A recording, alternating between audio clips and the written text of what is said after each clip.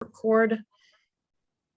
Okay, so welcome everybody. My name is Jeremy Robichaud. I'm the Assistant Director here at the Maynard Library, and tonight we are delighted to have David Mark speaking on the history of the many food cooperatives in town.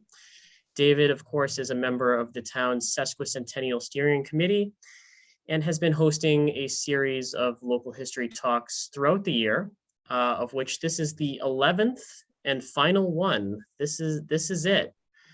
Over the year, he's held programs on the Assabet River, Digital Equipment Corporation, the schools in Maynard, the Maynard family, transportation in town, a whole bunch of different topics as related to the 150 years that Maynard has been in existence and a little bit before then.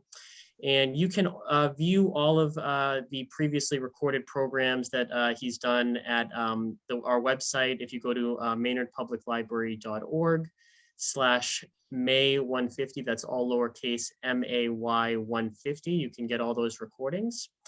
So I'm going to go ahead and pass it over to David. Okay, and my welcome to everyone who's joined us today. So we have a little bit of the history of cooperatives.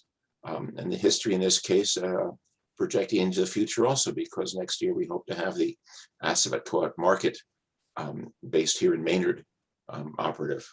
So I'm going to start off with a little bit of background on co-ops in general. And the question is, why cooperatives? And the impetus actually was the Industrial Revolution. And what you have to think of is cities, salaries, and transportation. The shift of work from rural and mostly agrarian to urban and mostly factory meant a relocation of people from countryside to cities, a transition from subsistence farming to salaried work. The new factory cities were often where water power was and available in the form of dammed rivers rather than, say, seaports.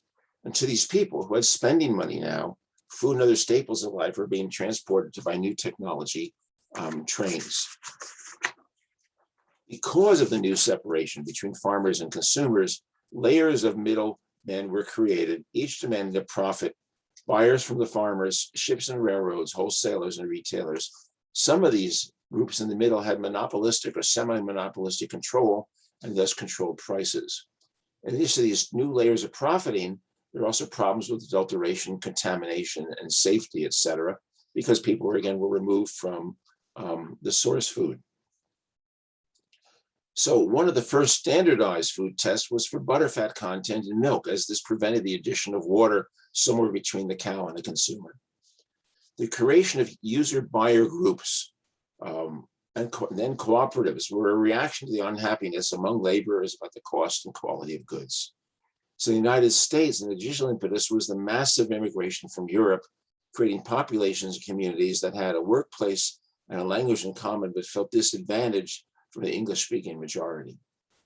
So for actual historic background of co-ops, in 1844, a group of 28 weavers in Rochdale, England, organized the Rochdale Society of Equitable Pioneers and opened their first store with a small stock of flour, oatmeal, butter, and sugar, soon adding tea, tobacco, and candles. Their guidelines formed the basis of the principles of which cooperatives around the world came into being and still basically operate under because they were extremely successful. The Rochdale Pioneers became, again, highly successful, with over 1,400 members by 1855 and 5,560 members by 1870, able to shop at many stores. There had been earlier attempts to establish cooperatives that were basically buyers' clubs, which by pooling their purchases were able to buy at wholesale prices and sell to members at below competitive retail. But the Rochdale Pioneers were one of the early cooperative efforts that added profit sharing to the members based on a percentage of what they bought. This is basically called a patronage dividend. And also people made an initial investment in joining. They became members and they were paid an interest dividend on their membership fee. There were a number of basic principles that have been carried forward in so many cooperatives: open membership, democratic control, distribution of surplus, i.e. Rebates, limited interest on capital, political and religious neutrality, cash only, and promotion of education. So by open membership, they often started within one union, one group, weavers, miners, or one ethnic group, Finns, Italians, but membership for the successful ones was not limited. It was also voluntary, meaning that if there was a union, the members of the union did not also perforce have to join the co-op. Additionally, non-members could shop at the stores at the same price as members, but would not get the additional benefits. United Start in Maynard, and this is one of the largest ones that ended up, was fomented by immigrants from Finland working in the woolen mill, but non-Finns could join, and by 1947 outnumber those of Finnish heritage. So democratic control meant that all shareholders, regardless of the number of shares they held, had only one vote. Often, a group would start off with a couple of hundred or 1,000 shares at $5 a share, the equivalent to about $125 now per share. But members were often limited to 20 shares or 40 shares so that people couldn't have a majority or a large percentage ownership. And even if they had 40 shares, still just had one vote. Shareholders did own dividends on their shares. One of the points was this is sort of an alternative bank because many places didn't have banks. So if you invested in a co-op and you made 5% interest on your investment, that was a relatively safe way to make interest earnings on your money. At the end of a fiscal year, sometimes twice a year, profits are distributed to members based on the amount of goods they had purchased during that period. So in the pre-computer effort, this meant members saved their receipts, turned them in, people sat there, tallied them up, and then staff checked the totals and they wrote them a check. Often this was ranged between 1 and to as high as 10% of the value of what they had bought. But if the co-op had a bad year, there was no rebate. Neutrality, cooperatives were supposed to operate neutral to issues of religion, race, or politics. The local reality here was that co-ops were started by immigrant groups, Finns, English, Polish, Russian, and often conducted their annual business meetings in their native languages. Cash only. This was one of the causes of failure of so many co-ops when they established and tried to pay credit, accept credit, offer credit to members in bad times. They started to treat themselves, let's say, more like a union to protect its members, but this often led to the dissolution and failure, including a number of co-ops here in Maynard we'll touch on. Education. Programs that succeeded continue to educate members, educate new members, and keep their efforts to add members, even when they were successful, because there was always going to be attrition of members retiring, moving away. It was important to recruit new people and educate them in the value of co-op. Now, Maynard's United, which we'll get to detail later, added an 8th principle, which was continuous expansion. So it started out as food, but one of their one of their decisions was to say a co-op must not stand still. It must always move ahead, providing more and better service for more people. So membership grew initially from about 200 people to almost more than 3,000. But for services, they added then after the store, a bakery, dairy delivery, coal delivery, firewood, fuel oil delivery, sale of appliances, a Gulf automobile service station. For a while, there was even a branch in Worcester with its own store. And also for a while, they ran a dining hall where people lived in boarding houses. So now we're going to get to our, start up our slides. Do this, share, call it a slideshow. All right, let's get a confirmation. People can see this? Yes. All right. So just a reminder where we are. It's Tuesday, December 14th. This talk should go with questions to about 8 p.m. It's been sponsored by the Sesquicentennial Committee. It's a history series. Our host is the Maynard Public Library. There have been columns written on all of my previous talks this year, so they're all posted at Maynard Life Outdoors. And I especially want to say thanks to the Maynard Historical Commission and Maynard Historical Society for the material they've made available for this. And if there's any follow-up on this, I can be reached at that email address. Reminder that 2021 is the 150th anniversary of the creation of Maynard on April 19th, 1871. I also want to say that as part of our celebration, we created this book, Maynard, Massachusetts, A Brief History, which is for sale at the library and also at the Six Bridges Gallery at 77 Main Street. And if you haven't yet, buy this book for yourself, buy it as a holiday present, buy it if you know any students who have moved away to college and want a bit of Maynard to bring with them or have with them, or for any other reason, please consider buying the book. So this is the last of the talks, and I think we're drawing to a close of what the Sesquicentennial Committee has been doing in this pandemic year. Our timeline. So we initially started off in 1875 with what was referred to as the Order of the Sovereigns of Industry, which was a buyers club. And a few years later, it segued into the Riverside Cooperative, operating under the Rochdale Principles, and stayed active until 1936. And that was a fairly large and really quite successful co-op. And as you see, had its own building and a number of different services, including delivery. I am not going to attempt to pronounce the name of the next one. For very briefly, there was a Finnish cooperative store working out of probably 1899 that was pretty much a buyer's club and didn't last for long. We then have the Cleava co-op, which then changed its name to United Cooperative Society. So started in 1907 as Cleava, became the United in 1921, and then persisted with us till 1973. So that was our longest existing cooperative here in Maynard, and by far the most successful and largest. There was also then an International Cooperative Association, which is primarily Polish, lasted for 20 years. There was a Grange, which some of you may be familiar with, more for farmers, the Order of Patrons of Husbandry, but in this case did not run a co-op, but did exist for quite a number of years here in Maynard. There was a Maynard Cooperative Milk Association that merged into Cleava, and there was separate from that, the first National Cooperative Association started as dairy only, but became a general purpose cooperative with its own store. And a brief and actually failed attempt to start a Russian cooperative association that was not able to raise the target initial capital and instead operated as a store based on a mortgage held by a number of people who then a couple of years later foreclosed on the co-op to recover their money. So this is the history of the co-ops, and by far the two largest, the ones you see in bold, are the Riverside and United.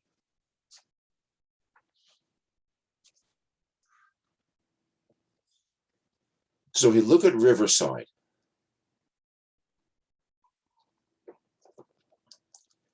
shares were $5 and they raised $1,500 to get started. Shareholders had one vote regardless how many shares. They started with rented space at the Darlene block, which is the northeast corner of Nason and Summer, where it's now a two-story building that's has an art space gallery on the bottom, and the upstairs is the I think private space. They then later moved to the Riverside block, and then in 1882 built its own four-story building at the southwest corner of Summer and Nason. Non-members could shop at the same prices. Members were paid a profit sharing rebate twice a year, plus share their dividends. And they're very successful. In 1909, had some 600 plus members. There was a minor fire in 1920, some decline. The store business was sold to George Morse in 29, and then a large fire that basically destroyed the building led to the dissolution of the association. Assets returned to members, and the site was sold to the Knights of Columbus, who built a two-story brick building on that site, and then fairly recently moved out of there. We'll get to some pictures. This is the Riverside Co-op building on the corner of Summer and Nason. You can see in the far distance, the end of Nason Street, the Masonic building. And also you can see the clock tower, which we know was built in 1892. So the store actually pretty much occupied the first floor with the main entrance on Nason Street, and the other parts of the building were rented out. There was the third floor was a hall that was rented out for events. There were offices in this.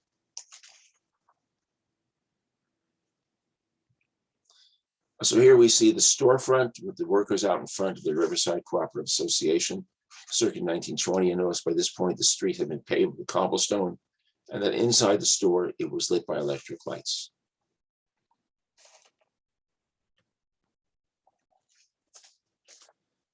And let's just back up a bit.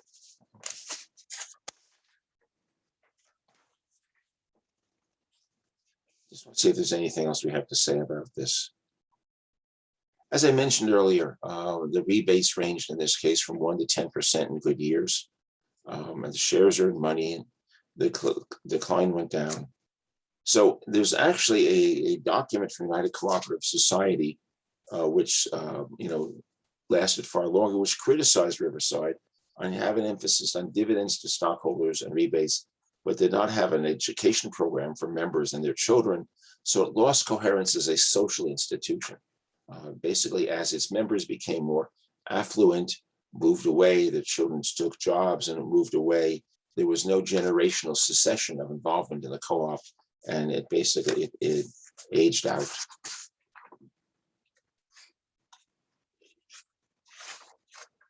So the small co-ops, shorter period of time. One of the points here is that you see both the international co-op and the first national co-op failed, sort of overlapping into the Great Depression.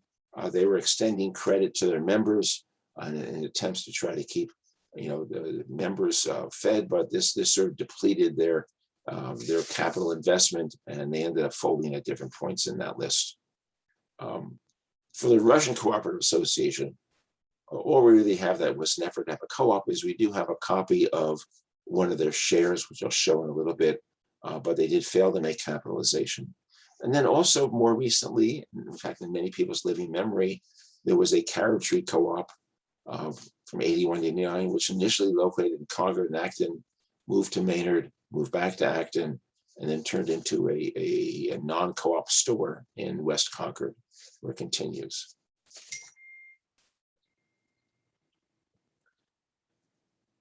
And notice on the right, you see there's Thai chili. On the left, it shows that the same site was actually the site of the first National Cooperative Association, 1911 to 41. And the building across from it on the left is now the Pleasant Cafe, which I think began as a restaurant in 1945, but prior to that was just a various number of different buildings. These are the certificates that would be shareholders. So we have the Cleava, United, the Maynard Milk Association, and the Russian. Cleava capitalized, and I think you can see it right here in the center of it, capitalized at $10,000. This was share number 508. Share prices were $5. United, which was basically the recapitalization expansion of Cleava in 1921, capitalized at $200,000. This is share number 11,837. But again, share prices were $5. Maynard Co-op, more modest, capital 10,000. This was number 149, and again, $5 per share. And then the Russian, this was number 8. Again, they didn't make capitalization. It was $5 a share. They were hoping to raise only $5,000. These are examples of the certificates that people have as their shareholders. Cleava was founded in 1907. One of the points here is the Finns were a large immigrant group and growing very fast in this period, 1900, 1905, and actually had approached Riverside and asked if Riverside could hire some Finnish-speaking clerks, because many of the immigrants spoke no English, they spoke very poor English, would be comfortable. And Riverside said, no, we're not going to do that. Why don't you start your own co-op? And the Finns said, great idea. Let's start our own co-op. So they gathered in one of the public saunas in 1905 and started discussing this, and then decided, yes, this is exactly what we're going to do. So one of the points about this, that family saunas, business saunas were usually a place where people would get together. The Cleava Cooperative Association was born in a public sauna where they would have either discussions while taking a hot steam or a hot summer. We now see that they were sharing this building that's on Main Street. In addition to Cleava having a storefront, there's a sign here that says dining hall, which was the entrance to the upstairs. They had rented the entire upstairs and providing meals for people who lived in the boarding houses.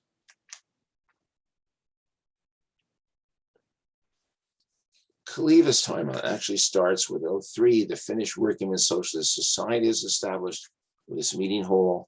In '07, members of this started the co-op, rented space and bought the building. And then it's continuous expansion.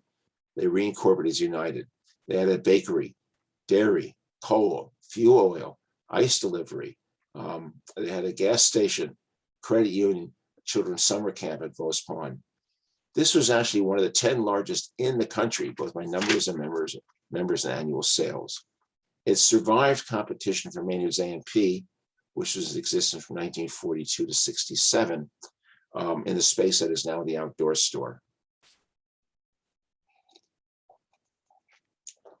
One thing both of those had in common is they were storefronts, but they did not have their own parking lots. So they were able to survive because Maynard A&P did not offer, a convenience advantage. But Victory Supermarket had been opened in the 1960s on Powder Mill Road, had its own parking lot, and sort of led to the dissolution of because of failing, shrinking sales of United. The members voted to dissolve in 1973, and that was the end of the co-op era to a large degree in Maynard. So here's 1957. It shows not only do they have the whole building now, but they had an extension that extended much further off to the west. And then we see how the building is now will look Optical. And the real estate business is in that same building on Main Street.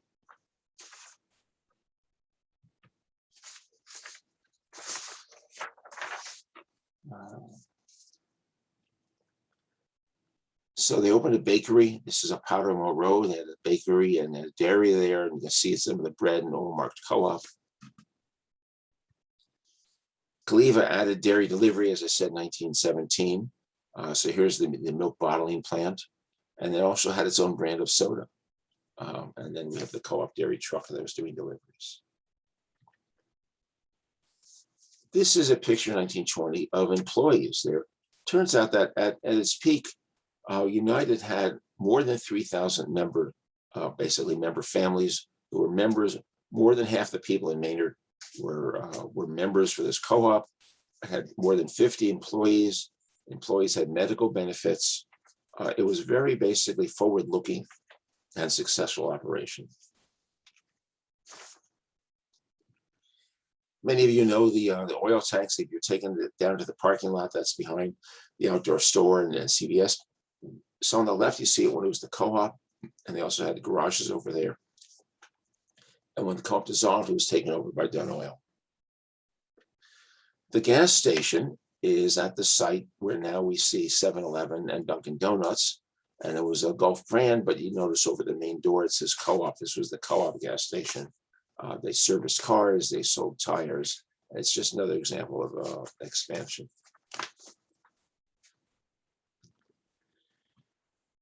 Likewise, a building was built in 1936, corner of Waltham and Parker, and this was the United Co-op Society. Again, more sales here, a delicatessen. You see it lit up at night. And this was just, it's an addition to the store on Main Street, just provide a lot of opportunities to provide service. You see the children gathering. They're going to be bused to the summer day camp, which is down by Vos Pond.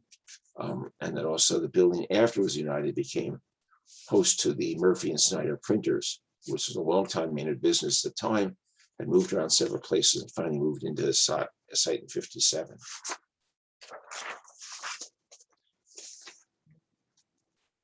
So some facts we touched on, I just want to retouch on. Employees had medical benefits and life insurance. At peak, more than 3,000 members, 50 full-time employees. Annual sales exceeded $1.4 million. They had a weekly newsletter, they had lectures, and here's an interesting point. Up to 1947, meetings would be held in Finnish. After that, meetings were in Finnish with a pre-meeting in English. By 1956, they had reversed. So there was a meeting in English with a pre-meeting in Finnish.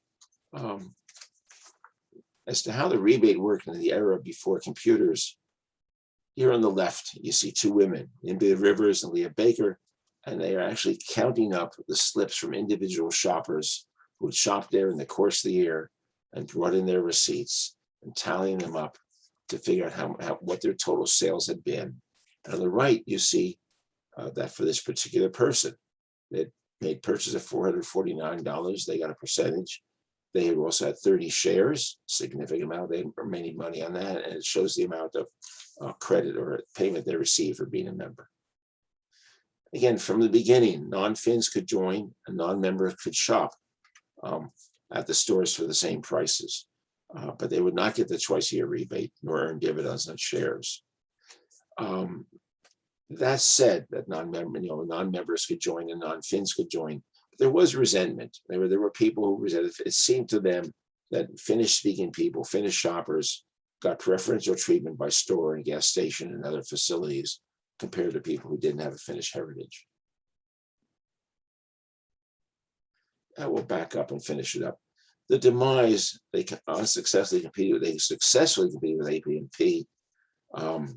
They sort of lost out to Victory Market and other markets. The children and grandchildren of the Finnish mill workers had moved away. The woolen mill closed in 1950, replaced by a mix of companies. Better roads and more cars meant that people working in Maynard might very well live and shop elsewhere with no loyalty ties to the town or to United. As to what became of things, the oil tanks became done. The Main Street site was operated for a while as a buy-right supermarket. The fuel oil, as we said, became Dunn Oil. The gas station site became a McDonald's restaurant in '78. Okay, and now we're going to get to our future co-op. So the Assabet co-op market, and this is a status update. Our mission is to support the regional food system, strengthen the economy, and on and on. You see, be the center of community activity. A site has been selected, 86 Powder Mill Road. Assabet has reached the 2 million capital campaign goal that allows it to go forward. Has more than 1,800 owners. It is seeking at the moment new board members. It has a website, Facebook, and Instagram presence, so it has a social profile. They've submitted all their site permits and applications. I know today, this evening at the same time, there's a discussion with the Conservation Commission as to how close they can work to the river. Assabet has joined the National Co-op Grocers Association in October of this year. And their point is our vision is getting closer and closer to reality. Here's an artist's rendering of the idea. You notice it shares the building with Jam Time and the automotive parts store. This is not a two-story building. There is sort of a false front up there, but it's definitely not a two-story building. There is basement space underneath, which is where the offices will be. And so here's an actual picture of the front. The point is it will operate the left side of the building and also across the back of Jam Time, sort of an L-shaped space because Jam Time does not go all the way back. And we'll have some 6,000 square feet of space. This is all once, interestingly, part of the Victory Supermarket, which is the business that put out United out of business. And there are tentative plans. What we see on the right-hand side is the back of the building with the river off to the right. And a lot of what you see is Japanese knotweed growing there. And there's tentative plans for the idea of a 10 by 40 foot deck hugging the back of this, where people could, buy a coffee and step out there and sit on the deck and have their coffee and look at the river. Also the loading dock, not in the part of this picture that you see, but the loading dock area will also intentionally be behind the building. Suppose Assabet aims to be a full service community-owned grocery store that prioritizes local products, increased access to healthy food, and to incorporate and get involved with a thriving local economy. And I think that's all I have to say at this point. So I'm going to turn off the slides.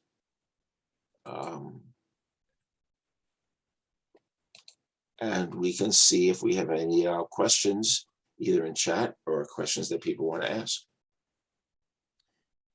So no questions in the chat yet, but yeah, anybody with a question for David, there is a feature in Zoom where you can raise your hand, or if you'd prefer to do it via chat, you can ask your question via chat and I'll read it over to David and he'll be happy to answer. This question comes from Laurie and Terry. Do we know what brought the fins and poles to the Maynard area? The answer, as always, is chain migration. Immigrants first wanted to get out of their country because times were hard, and specifically in Finland, it was sort of dominated, and it was actually part of the Russian Empire at the point. Finns had to be educated in Russian. If they failed at the high school level, they failed competence in Russian, they were forcefully drafted in the army for 10 years. They could Finnish organizations, Finnish newspapers were suppressed. And once someone came over here and said, there's work, they would write back, send cousin Jenny, send Uncle Bob, there's work here. People actually showed up, we understand, speaking no English, taking a ship across to Boston, having a note saying, please put me on the right train to Maynard, being told, seeing how to spell Maynard, get off at Maynard. They said, basically, walk down Main Street to hear someone speaking Finnish and ask them how to get, in touch with me. So there were people showing up and living here. We've had people say that, we've had Polish people say that they grew up in West Maynard, speaking no English. They actually weren't really exposed to English until they got to first grade in school. Their neighborhoods, their stores, their friends, church services, everything was in Polish, everything was in Finnish. The new village was predominantly Finnish, but it was always a question of work. There was work. Okay, this question comes from Neil. How much of a magnet was the United Co-op in its prime years for people in surrounding towns to come to Maynard? Okay, you have to remember that in the early years, people did not have cars. And it was clearly too far to walk, but there was a trolley system, so that there was a trolley system that connected Hudson, Maynard, Concord, and it had a spur going north up into South Acton and West Acton. So it was possible for basically a nickel to come to Maynard, to get off the trolley and to walk the short distance on Main Street, because the trolley basically ran right down the center of Main Street towards Concord, and do your shopping and go home with whatever you could carry in some sort of satchel or bag with groceries from. And you have to also remember that surrounding towns were small. We don't understand that until, and here's a fact that's a little bit hard to comprehend, until World War II, the population of Maynard was larger than the population of Acton, Sudbury, and Stowe combined. These were basically rural farm towns, chicken farms, apple orchards, 1,000, maybe 2,000 people. When Maynard had 5 hotels and 3 bowling alleys and 4 movie houses and a dozen restaurants and bars and cigar shops and a train station. So Maynard was the basically shopping center for these surrounding areas, and you came to Maynard to shop either at the various markets or at United or Riverside. Very good. This question comes from Lee. Were most of the vegetables locally grown? Vegetables, pretty much yes, but you have to remember there was also a tremendous movement of canned goods. Not frozen goods. People didn't really have refrigerators till after World War II. It's hard to realize that. There are people in town who can tell you that on the winter vacation in February, they could, especially the older men now, they said as teenagers, they could get jobs for that week cutting ice on the Assabet River and going into ice houses. So there was an ice trade, but there wasn't frozen, but there was definitely a canned good business that was very, very busy in addition to what was locally grown. Maynard also had farms. Maynard had dairy farms, had pigs and had chickens here. The neighboring towns had chickens and orchards. So some local and canned goods.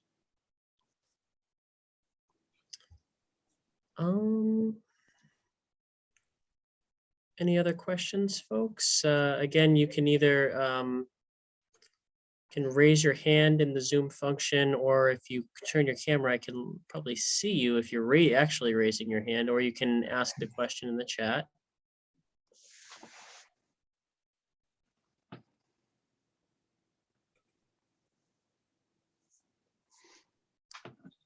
I'm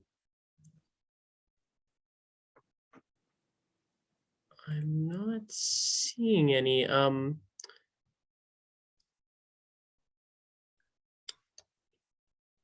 looks like David, oh, go ahead. maybe Lee Harrison. Oh, is Lee, I'm sorry, is Lee I know. raising her hand? I can't tell if she's raising her hand or just waving at the camera. But Oh, actually, Lee, if you're talking, we can't hear you. Here, I'll unmute you, Lee. Unmute. nope. Oh, muted sorry. again. Oh, sorry, Lee. Go ahead. Try again. Okay, Unmuted. you're on, Lee.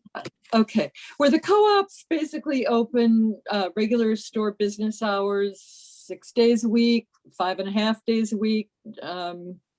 Or was Saturday the most popular shopping day? Do you have any ideas about that?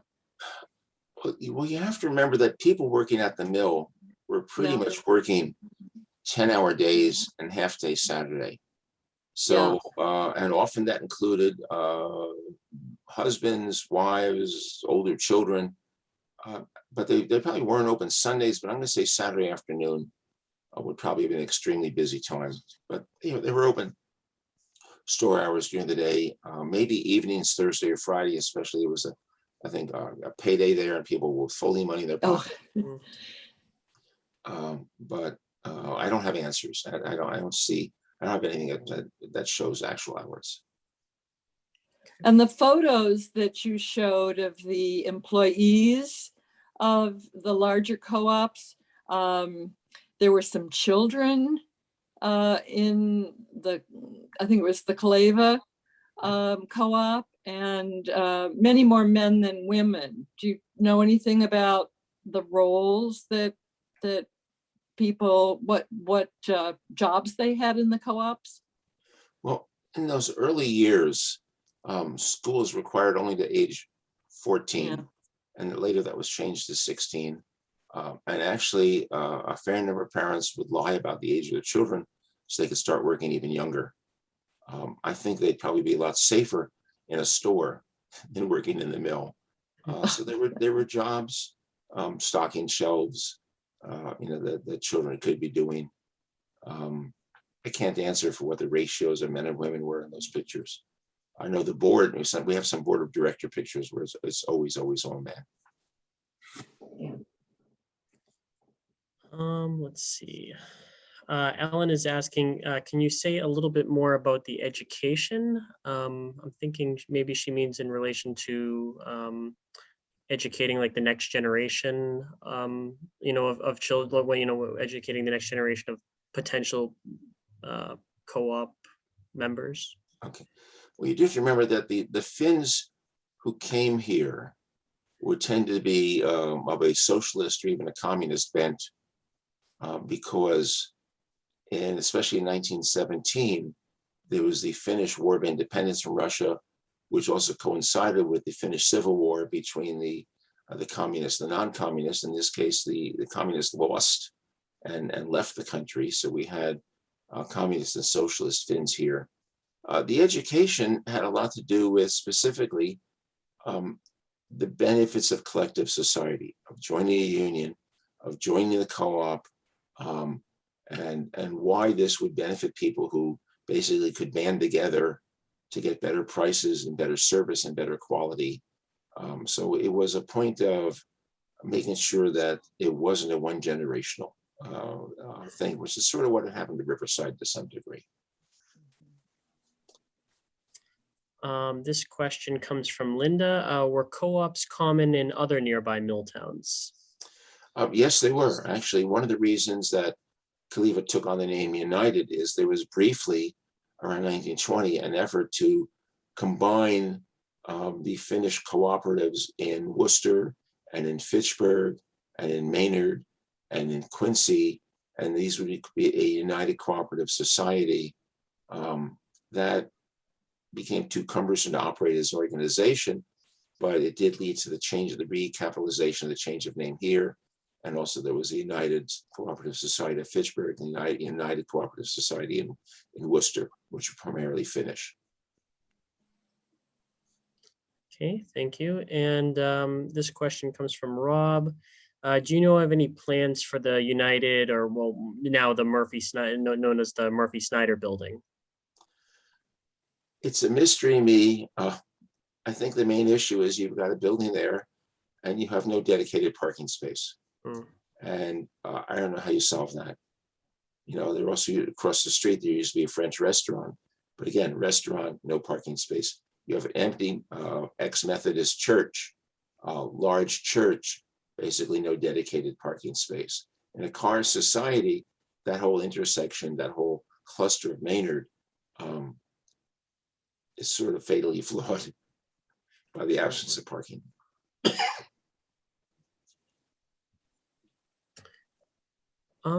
Did anybody else have any other questions for David? Going once, twice. Just double checking, looking at the little icons here. I think that's about it, David. Okay, well then, I appreciate all the people who joined us tonight.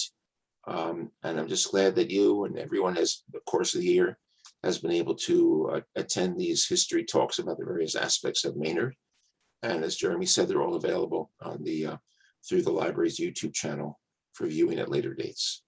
And all this material that I've collected in the course of this, we turned over to the Maynard Historical Society for their collection. Yep. And you should all have the recording link. If you joined us late, you should all have the recording link in your email tomorrow.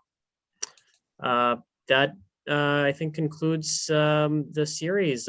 Thank you again so much, everyone, for joining us, whether you joined us just for one program or if you joined us for all of them. And David, thank you so much for all your hard work. You know, I think I speak for everybody in Maynard. We know you put a lot of effort and time into these, so we really do appreciate it. Thank you. And Jeremy, you're welcome. And what I've said to many people, turns out it takes about 40 hours of prep for a 40-minute talk. So I'm happy to have done it, but also glad that we reached the end. Yay. All right. Thank you, everybody. Happy holidays. Take care. Thank you, David. Bye.